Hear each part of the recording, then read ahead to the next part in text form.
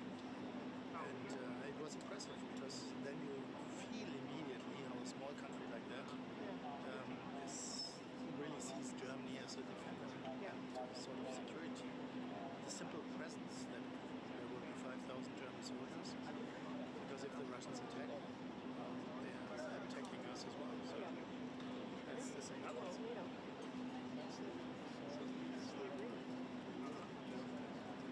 Yeah, but what's the setting here? This guy.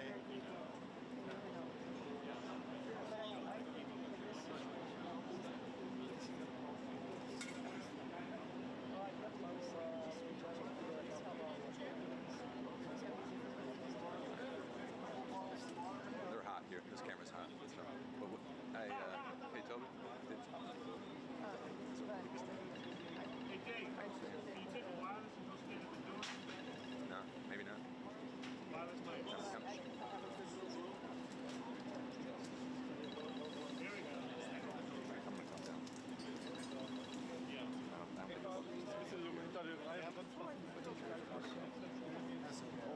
Okay. We'll squat down. Okay. Go like this. So that way,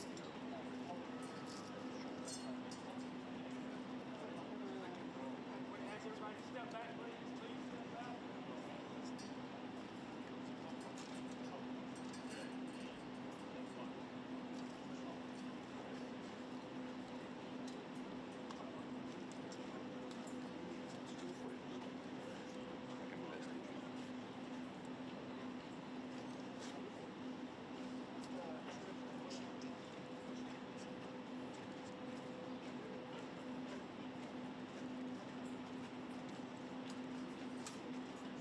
Watch your back, Evan.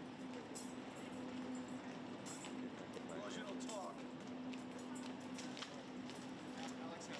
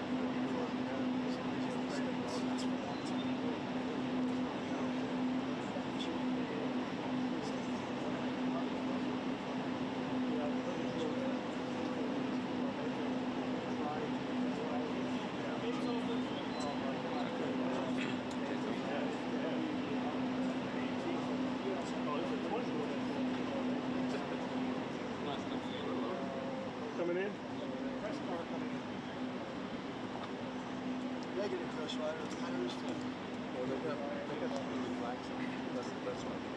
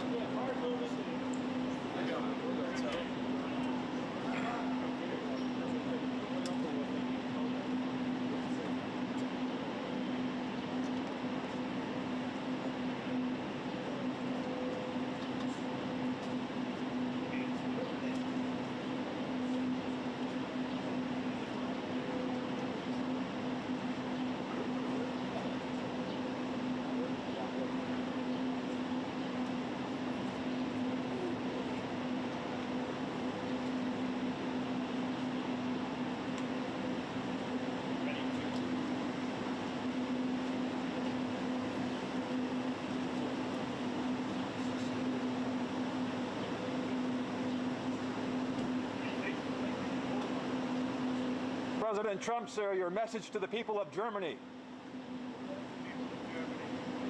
And how was your phone call with President Xi of China, sir? Your phone call with President Xi of China. Went very well. Thank you. We'll see you inside. Thank you.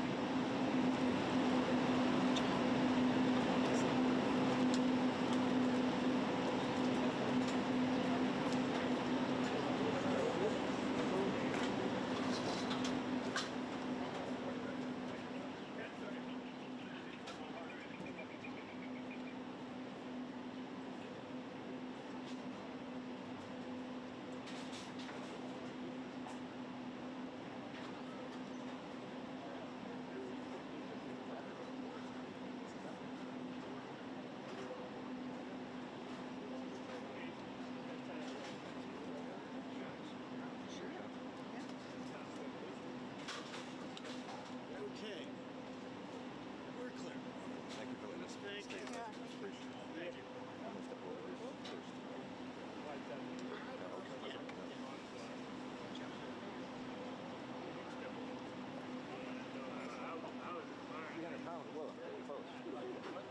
You can definitely go. Do you need some milk? You got it. I'll just wait for the. I guess we can go. They're letting people walk here. I'm just going to squeeze. Yeah.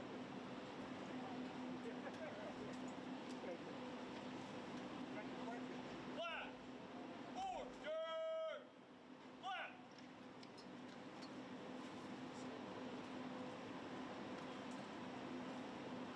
Flat! Port! Flat!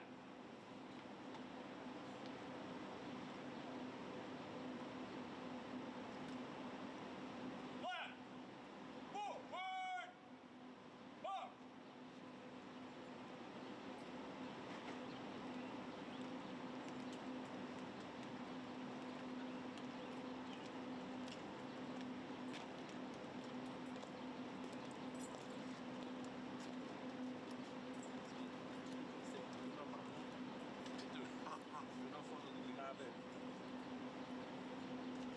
Ceremonial.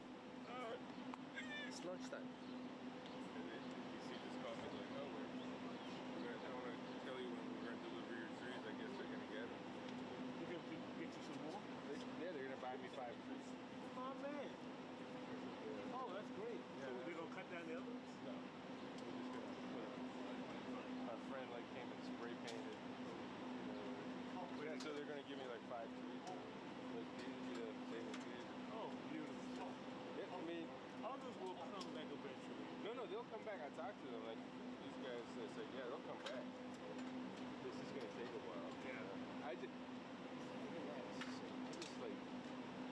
wanted to, I just wanted something, it's all mental. It's just like, I can't let him get away with it. No, man, I understand. That's like, Good for you. Good for you. I have.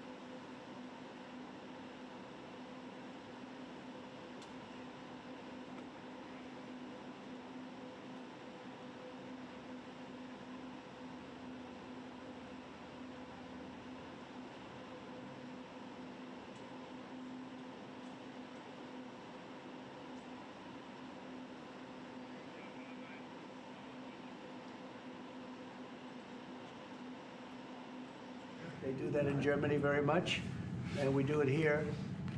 We're having a very good run. I also had a great election, great win, won everything. Won the popular vote, all 7 swing states, which is a big deal. It's pretty unusual to do that. And we have a great mandate from the people, and part of our mandate is we're going to have a great relationship with your country.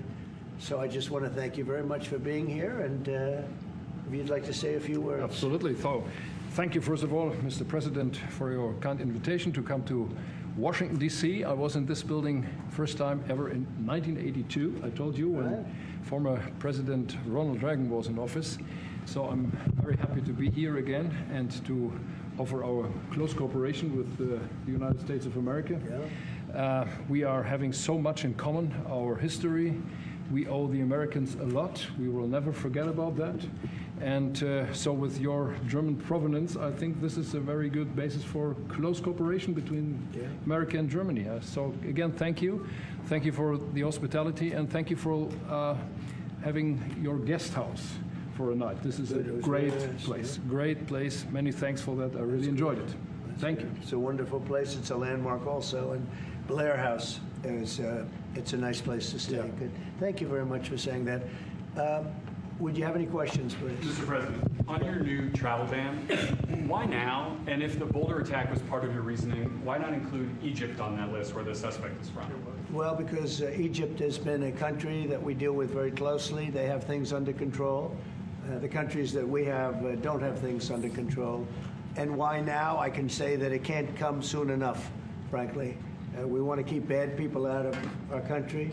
The Biden administration allowed some horrendous people, and we're getting them out one by one, and we're not stopping until we get them out. We have thousands of murderers. I even hate to say this in front of the Chancellor. Of course, you have a little problem, too, with some of the people that were allowed into your country. It's not your fault.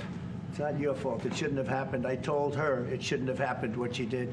But you have your own difficulty with that, and we do, and we're moving them out, and we're moving them out very strongly. But it can't come fast enough. We want to get them out. We want to get them out now. We don't want to have other bad people coming into our country. But using the word bad, I'm being nice. Okay, the question? Democrats as a distraction, President. You put out on Truth Social a post regarding your conversation with President Xi. Right. Can you talk about whether or not you feel that trade talks, trade relations are back on track after appearing to be a little bit off track last week? A little bit off track. It was only the complexity. It's pretty complex stuff. We had a very good conversation with President Xi a little while ago, just before your arrival. In fact, we just hung up, and they said, "You're here." I said, "That's pretty good." Two great leaders of the world in a very short period of time. We had a very good talk, and we've straightened out any complexity. It's very complex stuff, and we straightened it out. The agreement was we're going to have Scott and Howard and Jameson will be going and meeting with their top people and continue it forward. But no, I think we have everything. I think we're in very good shape with China and the trade deal. We have a deal with China, as you know, but we were straightening out some of the points, having to do mostly with rare earth, magnets, and some other things. So those reduced trade tariff rates, they remain in effect? Yeah, we have the deal. I mean, we've had a deal. We announced the deal, and we'll be, I guess you could say, I wouldn't even say finalizing it up, Scott. I would say we have a deal, and we're going to just make sure that everybody understands what the deal is. Okay? We had a really good conversation. By the way, he invited me to China, and I invited him here. We both accepted. So I'll be going there with the First Lady at a certain point, and he'll be coming here, hopefully, with the First Lady of China. Mr. President, when you expect from Germany? Go ahead, please. Did you talk about the Chinese students? Are you allowing them to come to the U.S.? No, Chinese students are coming. No problem. No problem. Okay, and on It's our honor to have them, frankly. Look, we want to have foreign students, but we want them to be checked. You know, in the case of Harvard and Columbia and others, all we want to do is see their list. There's no problem with that. This is anybody outside of our country, international students, because when we see some of the people that we've been watching, we say, where do these people come from? How is that possible? No, we want to have foreign students come. We're very honored by it, but we want to see their list. Harvard didn't want to give us the list. They're going to be giving us the list now. I think they're starting to behave, actually, if you want to know the truth. On Russia, are you willing to put more pressure on Putin to end the war by imposing new sanctions on Russia and also on China? Well, remember, I'm the one that ended Nordstream 2, going to a place called Germany, come to think of it. I'm sorry I did that, I don't know. But I ended Nordstream 2, nobody else did. And then when Biden came in, he immediately approved it. That's the largest, essentially the largest pipeline in the world, going to Germany and other countries. And by the way, we have so much oil and gas, you will not be able to buy it all. I mean, you literally, we have so much, and I hope we're going to make that a part of our trade deal because we have more than anybody else. We have actually the most, by far in the world, probably double what anyone else has. So we'll work on that. I'm sure that's something we'll discuss today. Mr. President, what do you expect from Germany and what do you expect from the Chancellor?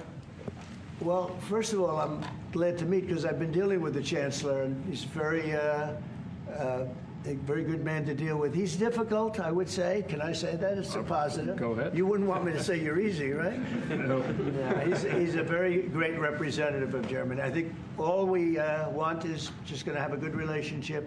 The rest will just sort of follow very easily. We'll have a good trade deal. I mean, I guess that will be mostly determined by the European Union, but you're a very big part of that, so you'll be involved. But we'll end up hopefully with a trade deal or we'll do something, you know, we'll do the tariffs. I mean, I'm okay with the tariffs, or we make a deal with the trade, and I guess that's what we're discussing now. Mr. President, Back there, please, go ahead. Mr. President? Okay. Is Germany doing enough on defense, Mr. President? Is Germany doing enough on defense? What? Defense spending. is Germany doing enough on defense? The Chancellor wants to. Is Germany doing enough on defense? The Chancellor wants to spend 3.5. Well, I don't know. I mean, I haven't discussed it very much. I know that you're spending more money on defense now, and quite a bit more money, and that's a positive thing. I'm not sure that General MacArthur would have said it's positive, you know. He wouldn't like it, but I sort of think it's good. You understand what I mean by that? Absolutely, I understand. He made a statement, never let Germany rearm. And I said, I always think about that when he says, sir, we're spending more money on defense. I say, oh, is that a good thing or a bad thing? I think it's a good thing. But, you know, at least to a certain point. There'll be a point when I'll say, please don't arm anymore if you don't mind. We'll be watching him. Mr. President. On Biden, Mr. President. Yeah, Biden, you said Biden. Your predecessor dismissed your Autopen investigation. He said he made all the decisions during his presidency. I'm curious your reaction to his dismissal. Well, look, the Autopen, I think, is the big scandal outside of the rigged election of 2020. I think the biggest scandal of the last many years is the Autopen. And who's using it? I happen to think I know, okay, because I'm here. And I'm not a big Autopen person, fortunately. I'm glad. I'm very glad. It's an easy way out. But it's a very bad thing, very dangerous. You know, I sign important documents. Usually when they put documents in front of you, they're important. Even if you're signing ambassadorships, and I consider that important. I think it's inappropriate. You have somebody that's devoting 4 years of their life or more to being an ambassador. I think you really deserve, that person deserves to get a real signature, not an Autopen signature. And I can tell Autopen easily. I can look at it. Like two little pinholes from pulling the paper, right? You always see the pinholes. Yeah. It's real easy to tell about Autopen. I think it's very disrespectful to people when they get an Autopen signature. Outside, Autopen to me are used when thousands of letters come in from young people all over the country and you want to get them back. And, you know, people use Autopens for that, to send a little signature at the bottom of a letter. We have thousands of them. We get thousands of letters a week. And it's not possible to, you know, do. I'd like to do it myself, but you can't do it. To me, that's where Autopens start and stop. But I'm sure that he didn't know many of the things. Look, he was never for open borders. He was never for transgender for everybody. He was never for men playing in women's sports. I mean, he changed, I mean, all of these things that changed so radically. I don't think he had any idea that what was, frankly, I said it during the debate and I say it now, He didn't have much of an idea what was going on. Mr. President, You shouldn't be. I mean, essentially, whoever used the Autopen was the president. And that is wrong. It's illegal. It's so bad. And it's so disrespectful to our country. Mr. President. Mr. President, will you leave your troops in Germany? And if I may ask a question to the Chancellor to answer in German for the German audience, how is your first encounter been? The answer is yes. We'll talk about that. But if they'd like to have them there, yeah, So we have a lot of them, about 45,000. It's a lot of troops. It's a city when you think of it. That's good economic development. They're highly paid troops, and they spend a lot of money in Germany. But the relationship with Germany is very important. Yeah, we'll be doing that. No problem. May I say a few words in German to Yes, the German please. public? So, danke für die Frage. Wir sind hier im Weißen Haus und ich bedanke mich beim Präsidenten für den sehr freundlichen Empfang im Oval Office in diesem weltweit bekannten Raum. Ich freue mich sehr, hier zu sein und wir bereiten eine Vertiefung unserer Zusammenarbeit vor. Ich freue mich sehr darüber. Mr. President, you've made Mr. President, Do you speak English because you speak such good English? Is it as good as your German, would you say? Do you feel, do you it's feel not more my mother comfortable? tongue. No, it's not my mother tongue, but I try to understand almost everything and Yeah, very good. to speak as good as I can. Very good. You know, it's, Mr. President, you've made it's an achievement, actually. Mr. President, Mr. President, can I The follow up on the criticism that I've Autopen? seen thank you, Mr. President. The criticism that I've seen, and I'm sure you've seen, regarding Elon Musk and your big, beautiful bill, what's your reaction to that? Do you think it in any way hurts passage in the Senate, which, of course, what is you're seeking? Well, look, you know, I've always liked Elon, and it's always very surprised. You saw the words he had for me, the words of, and he hasn't said anything about me that's bad. I'd rather have him criticize me than the bill, because the bill is incredible. It's the biggest cut in the history of our country. We've never cut. It's about 1.6 trillion in cuts. It's the biggest tax cut. You would say, people's taxes will go way down, but it's the biggest tax cut in history. It's we are doing things in that bill that are unbelievable. And when you look at what we're doing for small businesses, for people, for middle-income people, all of the things that we're doing, nobody's ever seen anything like it. And, you know, Elon's upset because we took the EV mandate, and, you know, which was a lot of money for electric vehicles. And, you know, they're having a hard time, the electric vehicles. And they want us to pay billions of dollars in subsidy.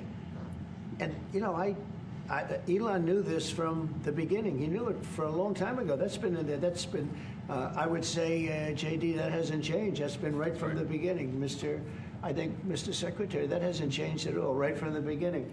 But I know that disturbed him. He wanted, and rightfully, you know, he recommended somebody from that he, I guess, knew very well. I'm sure he respected him, but to run NASA, and I didn't think it was appropriate. And he happened to be a Democrat, like totally Democrat. And I say, you know, look, we won. We get certain privileges, and one of the privileges, we don't have to appoint a Democrat. NASA is very important. We have great people. General Kane is going to be picking somebody with our. We'll be checking him out and seeing. But he wanted that person, a certain person, and we said no. And you know, I can understand why he's upset. Remember, he was here for a long time. You saw a man who was very happy when he stood behind the Oval desk. And even with the black eye, I said, "Do you want a little makeup? We'll get you a little makeup." But he said, "No, I don't think so," which is interesting and very nice. He wants to be who he is, so you could make that statement too, I guess. Look, Elon and I had a great relationship. I don't know if we're well anymore. I was surprised because you were here. Everybody in this room practically was here as we had a wonderful send-off. He said wonderful things about me. You couldn't have nicer. Said the best things. He's worn the hat. Trump was right about everything. And I am right about the great, big, beautiful bill.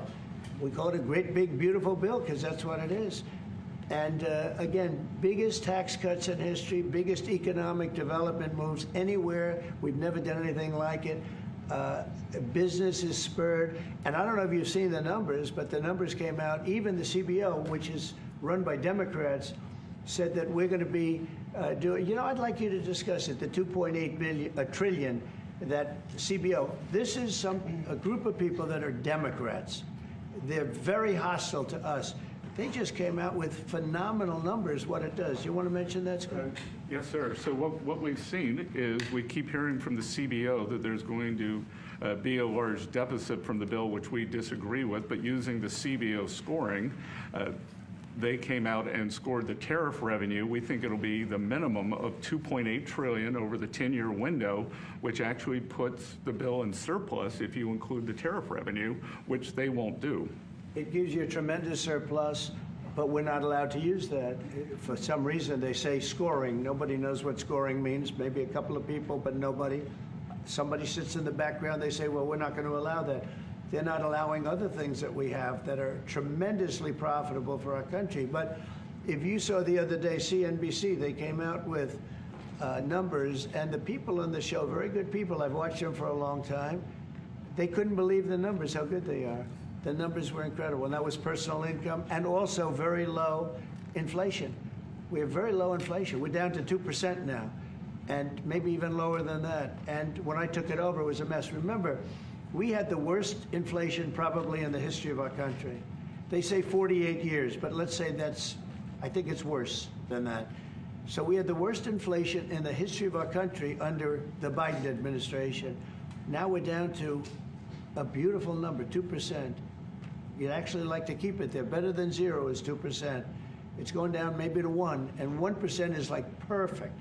That's perfect. You don't want to have 0 for certain reasons that nobody is very interested to listen to. But we have almost perfect inflation. Grocery prices are down.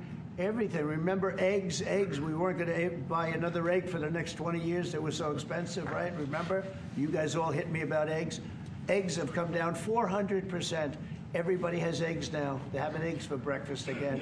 But if you look at gasoline, very important. I think always the most important because it's the energy is the biggest factor. That's what happened. He screwed up our energy policy, and everything went up because energy went up.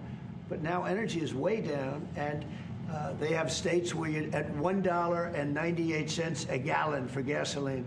So the costs have come way down, and one of the things I ran on was that. I ran on the border. We have the best border in the history of our country, 99.99%. It was last week, 3 people came in, 2 of them for medical reasons. We let them in because one of them had a heart attack. I think it was a nice thing to do, and one of them had something else. So we've never had, I had very good numbers for 4 years, but we really topped it. And I want to thank Christie and Tom Homan. They've done a fantastic job, but nobody mentions that anymore. Remember, a few months ago, the border was a total disaster. People were coming in by the hundreds of thousands of people a day, a week, a month. I mean, we had a month, 2 million people came in 1 month. The border was being overrun, and a lot of bad people, criminals, murderers, drug dealers. We had some of the worst people in the world coming in from all over the world. It's totally closed. And you know what? People are coming into our country, but they're coming in legally. So we've done a great job. Elon knew that. Elon endorsed me very strongly. He actually went up in campaign for me. I think I would have won. Susie would say I would have won Pennsylvania easily anyway, even if the governor ran, the real governor, not the governor from Minnesota, he's a sick puppy, that guy. That poor guy, I feel sorry for him. But they made a bad choice with him.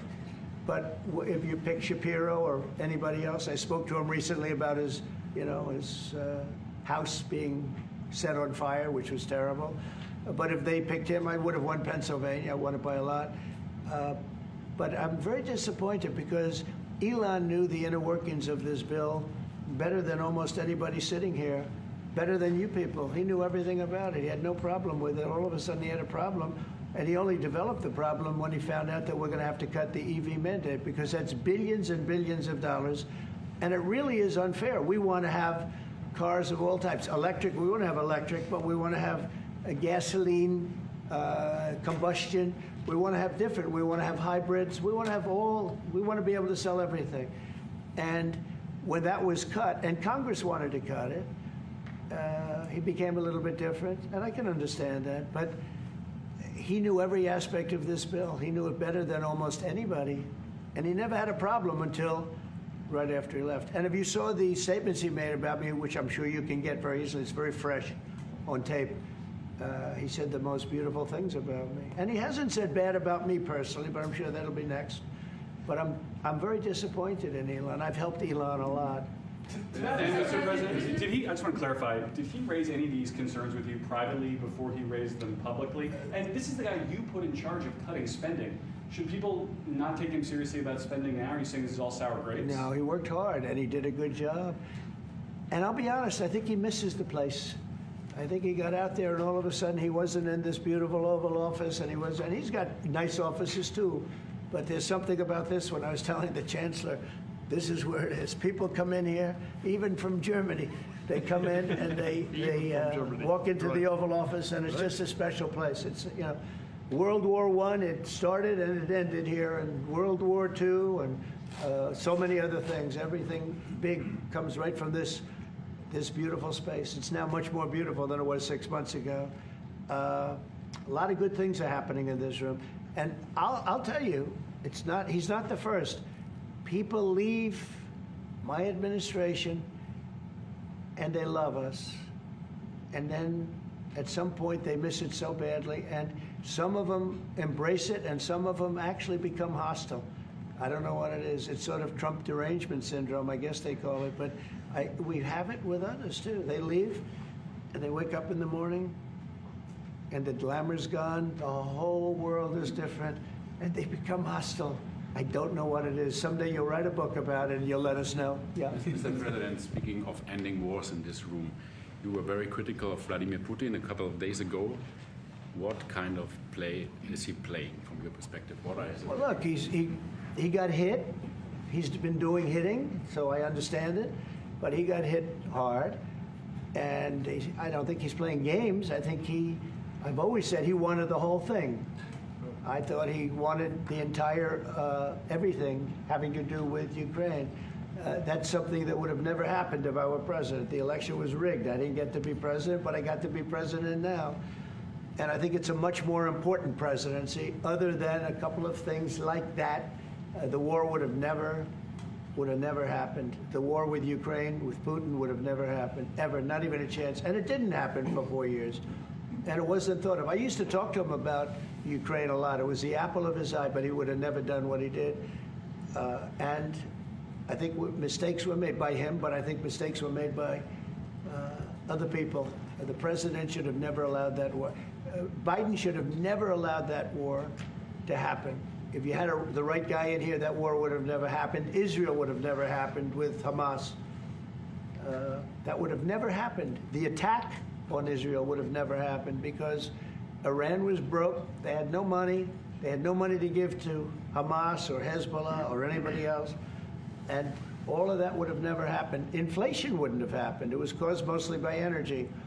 And the Biden administration messed up my great energy policy. We were down into the 190 a gallon, and it would have never happened. It was caused by energy and their bad spending on the Green New Scam and other things that they spent on. But all of those things would have never happened. But maybe most importantly, the war, Chancellor, with Russia would never have happened with Ukraine. It was something that would have, you know, I dealt with Putin a lot. There was no chance, zero. And, you know, a lot of people say, how do you know? For 4 years it didn't happen. There was never a chance of it happening. And he understood the consequences. Now, it's a shame. I mean, when you see all of those people, they came out with a report today that millions of people have died, much more than people thought. And I've been saying that for a long time. The amount of death in that war is far greater than the news has been reporting, or than, frankly, that either side has been reporting. It's a very sad thing. And I can tell you, just speaking for the Chancellor, because we speak about it, he feels the same way. He wants to see it ended. Would you like to say something? Absolutely. And I'm here, Mr. President, to talk with you later on how we could contribute to that goal. And we all are looking for measures and for instruments to bring this terrible war to an end. And may I remind you that we are having June 6th tomorrow. This is D-Day anniversary, when the Americans once ended a war in Europe. And I think this is in your hand in specific, in ours. That was not a pleasant day for you? No, that was not a pleasant. This was not a great in day. the long run, Mr. President, this was the liberation of my country from Nazi dictatorship. That's true. So, That's true. And we know what we owe you. But this is the reason why I'm saying that America is again in a very strong position to do something on this war and ending this war. So let's talk about what we can do jointly, and we are ready to do what we can. And you know that we gave support to Ukraine, and that we are looking for more pressure on Russia. The European Union did, and we should talk about that. We will talk about it. And, Yeah. you know, it's good timing. The numbers for our country are through the roof, the economic numbers, because of the election and because of tariffs and other things, a lot of things. But we've had some of the best numbers we've ever had. They were reported yesterday, the day before, and even today. Country's doing really well. I think that one of the things you'd be most interested in is that 6 months ago, we were having a hard time getting anybody to join our military. I mean, they just couldn't do it. The numbers were record low. We couldn't get people to join the military. It wasn't me. This was before I got there, the past administration. But 6 months ago, a year ago, the numbers were record low. You couldn't get them to join. That included the police. And you couldn't get them to join. Now, we just hit the highest number in the history of our country, we think, but very close, but the highest in the history of our country, recruitment, joining the Army, Navy, Air Force, Marines, Coast Guard, police forces all over the country. What did you do for that? What was the reason? Spirit. They love our country again. You know? You're going to do the same thing. Spirit. We have great spirit is back in our country, and it's very simple. And, you know, it was only, Susie, 6 months ago, right, that you got reports. You're the one that released them, that you couldn't get anybody to join the military, and now we're stocked. Every service now is packed, and we have waiting lists of people trying to get in, as good as we've ever had in the history of our country. So that's an honor. That's a great honor. Mr. President, on the war. You've asked. You've had enough. Go ahead, please. Mr. President, so would you consider to put more sanctions on Russia? Because this discussion is going on now for weeks and months, and you tweeted about it once, but then nothing happens. So Yeah, when I see the moment when we're not going to make a deal, when this thing won't stop, is there a if deadline? that moment, yeah, it's in my brain, the deadline. When I see the moment where it's not going to stop, and I'm sure you're going to do the same thing, will be very, very, very tough. And it could be on both countries, to be honest. You know, it takes two to tango. But we're going to be very tough. Whether it's Russia or anybody else, we're going to be very tough. That's a bloodbath that's going on over there. And when I see the moment where I say, well, they're going to just keep fighting. You know, I gave the analogy yesterday when I spoke to President Putin. I had a 2-hour and 15-minute call with him. Sometimes, and this is me speaking maybe in a negative sense, but sometimes you see two young children fighting like crazy. They hate each other, and they're fighting in a park. And you try and pull them apart. They don't want to be pulled. Sometimes you're better off letting them fight for a while and then pulling them apart. And I gave that analogy to Putin yesterday. I said, President, maybe you're going to have to keep fighting and suffering a lot, because both sides are suffering, before you pull them apart, before they're able to be pulled apart. But it's a pretty known analogy. You have two kids, they fight. Sometimes you let them fight for a little while. You see it in hockey, you see it in sports. The referees let them go for a couple of seconds, let them go for a little while before you pull them apart. And maybe, and I said it, and maybe that's a negative because we're saying go, but a lot of bad blood. There's some bad blood between the two. I have to deal with it, and the Chancellor has to deal with it. It's incredible. The level of, there's a great hatred between those two men, but between the warring parties. Great hatred. You say and believe apparently that there's no immediate peace. What? That there is no immediate peace. There will be no. Well, I can't. I'd love to have immediate if I could. If I could, but we don't have immediate. You know, it's like I'd love to have that. I'd like it to start. Right now, we would leave a room. If we knew the war could end, we'd say, forget about you guys, forget about trade, right? Yeah. We'd say, let's go settle it. There's some additional fighting that's going to go on. You know, he attacked, and they attacked pretty harshly. They went deep into Russia, and he actually told me, I mean, I made it very clear. He said, we have no choice but to attack based on that, and it's probably not going to be pretty. I don't like it. I said, don't do it. You shouldn't do it. You should stop it. But again, there's a lot of hatred. And, you know, I'm very proud of the fact that with India and Pakistan, I was able to stop that. And those are nuclear powers. And that was getting close to being out of hand. And I spoke to some very talented people on both sides, very good people on both sides. And I said, you know, we're dealing with you on trade, Pakistan and India right now. I said, we're not going to deal with you on trade if you're going to go shooting each other and whipping out nuclear weapons that maybe even affect us. Because, you know, that nuclear dust blows across oceans very quickly. It affects us. And I said, if you're going to do that, we're not going to do any trade deals. And you know what? I got that war stopped. Now, I hope we don't go back and we find out that they started, but I don't think they will. They were both good. They were well represented. I want to congratulate both countries because, as you know, the leader of India, who's a great guy, was here a few weeks ago. We had some great talks. We're doing a trade deal.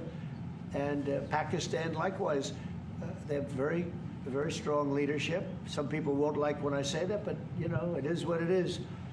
And they stopped that war. Now, am I going to get credit? I'll never get credit for anything. They don't give me credit for anything, but nobody else could have done it. I stopped it. I was very proud of that.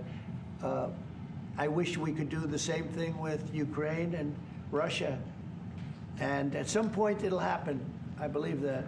And if it doesn't happen, or if I see somebody's out of line, if Russia's out of line, you'll be amazed how tough. Remember this. They like to say that I'm not friends with anybody. I'm friends with you. I'm not friends with that. I want the right thing to happen for our country, for everybody, for humanity. But I'm the one that stopped the pipeline. It's called Nordstream 2. Until I came along, nobody ever heard, not one person in this room ever heard of Nordstream 2. You probably did, yes, because it went to Germany. He's the only one knowing that this was a mistake. But I stopped it. I stopped it. Yeah, and you've said that openly. Yeah. It was a mistake because, and I used to go with Angela. I'd say, well, wait a minute. We're spending all this money to defend you against Russia, and then you're giving Russia billions of dollars a month. What kind of a deal is that? You know, which was... but you said it better than anybody else. I appreciate it. But I'm the one that stopped it. And that was the biggest economic development job, if you want to call it that, in the history, think of it, in the history of Russia. That was a massive, it's the biggest pipeline in the world. Going to go all over Europe, not only to Germany. You know, they were Germany, but then they were branching off all over to Europe. Nobody ever heard of, not one person of you heard of it. And I stopped it. It was dead. And then they say, I'm friends with Putin.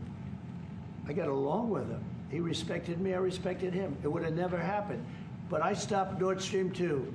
When Biden came in, almost the first week, he approved it. He let it be built. And then they say that I wasn't tough on Russia. Putin said to me, you know, you're not tough on Russia. You stopped the biggest, most important job we've ever done. You stopped it. And Biden came in and he let it be built. And I'll tell you what, I'll never forget the day. I had it totally stopped. They weren't building. They gave up on it. They weren't able to. And then Biden came in and he let him build. I couldn't believe it.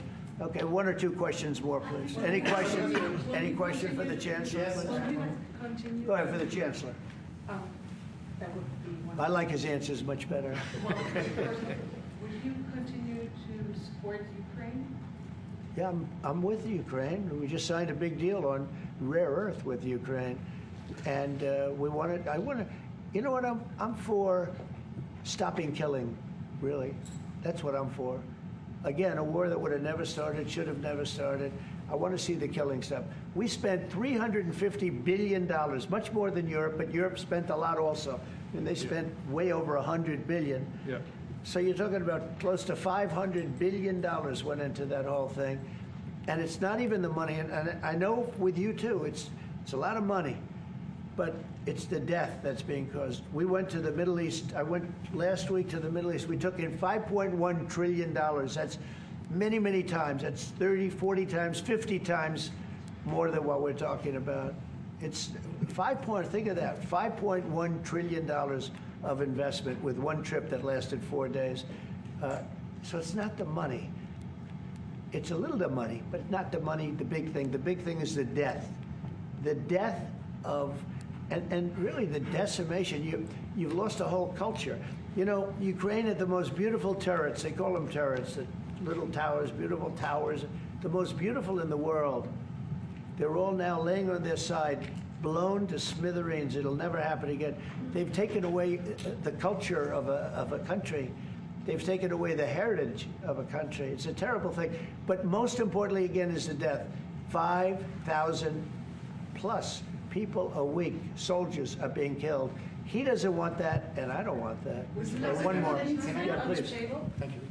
Mr. President, do you support the Graham bill on putting high tariffs on China? I haven't looked at it, but they'll be guided by me.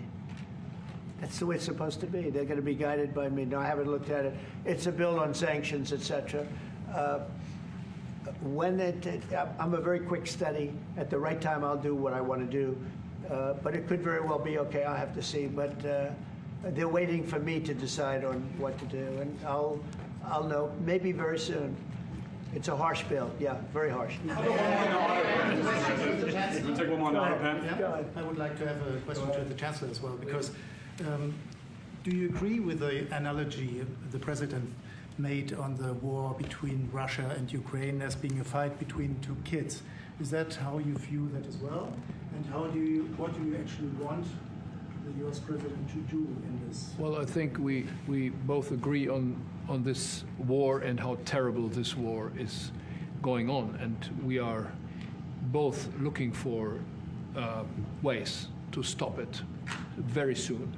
And I told the President before we came in that he is the key person in the world who can really do that now by putting pressure on Russia.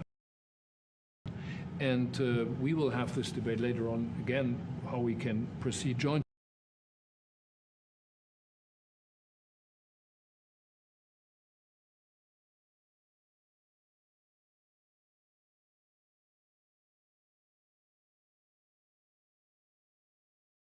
Between the Europeans and the Americans, and I think we are all we are having the duty to do something on that now, to stop it after 3.5 years, which is really terrible.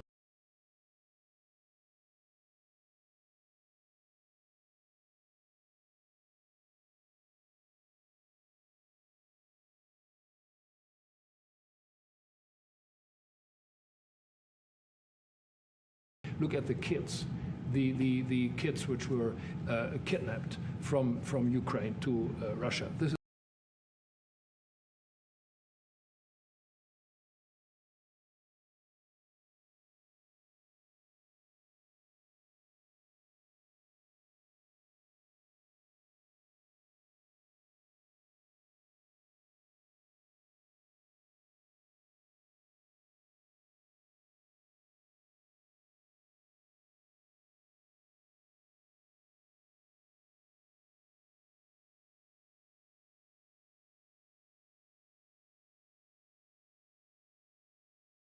This is all terrible. And so we are talking about instruments, measures, what we can do.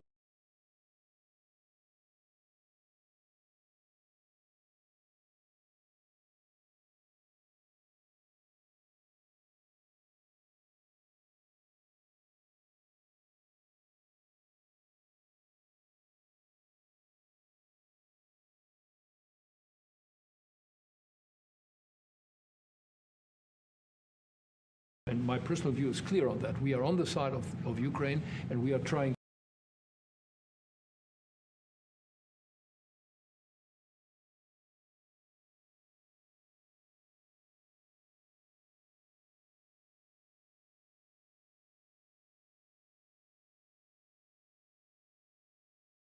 to get them stronger and stronger just to make Putin stop this war. And this is our approach. We get satellite pictures of the war field, and you don't even like to look at them, right? It's terrible. So it's really bodies, arms, heads, legs all over the place. You've never seen anything like it.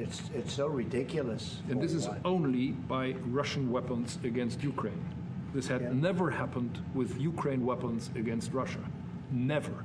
Ukraine is only targeting military targets, not civilians, not private, not energy infrastructure. So this is the difference, and that's the reason why we are trying to do more on Russia, how to stop this war. Well, in this case, I'm talking about the battlefield, you know, the soldiers on soldiers. But you could also say that, too, with the cities. You know, the cities are being hit also.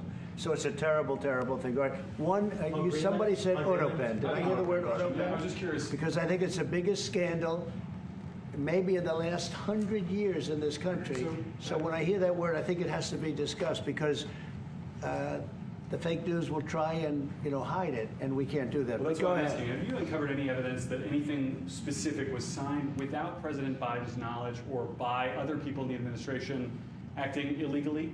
Well, I don't think Biden would know whether or not he signed it. I'm asking if you've uncovered any of that information. No, but I've uncovered, the human mind. I was in a debate with the human mind, and I didn't think he knew what the hell he was doing. So, it's just one of those things, one of those problems. We can't ever allow that to happen to our country. The danger our country was in, and I know some of the people that worked with him, radical left, horrible people. And I could give you the name of some of the people that used the Autopen, because I'm here, and I ask questions about people that were here also. There are a lot of people that were here when that happened, and they're here right now, and they'll answer your question very accurately. But I know some of the people that use that Autopen, and those are not the people that had the same ideology as Joe Biden. These were radical left lunatics that used that, and they didn't get elected. He didn't get elected either, actually. Thank you very much, everybody. Thank you. Thank you. Thanks, guys. Thank you very much.